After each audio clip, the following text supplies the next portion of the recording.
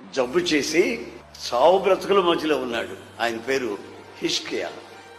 ఆ హిజ్కియా రాజు మంచం మీద పడుకొని కన్నీళ్లు పెట్టి ఏడ్చాడట. దేవుణ్ణి కోరుకున్నాడట, అయ్యా నా ఇల్లు నేను చక్కబెట్టుకుంటాను, నా మొర ఆలకించయ్యా, నీ దృష్టికి ఏదైనా నేను పొరపాటు చేసుంటే క్షమించు బాబు, నీవు నన్ను చూస్తూ ఉన్న దేవుడివి, నీకు మరుగై నేనేం చేయగలయ్యా అని పశ్చాత్తాప్తుడై ఏడ్చాడు. హిజ్కియా, నీ కన్నీళ్లు నేను చూశాను.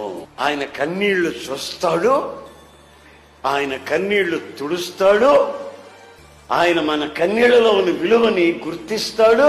ఆమేన్, హల్లెలూయా.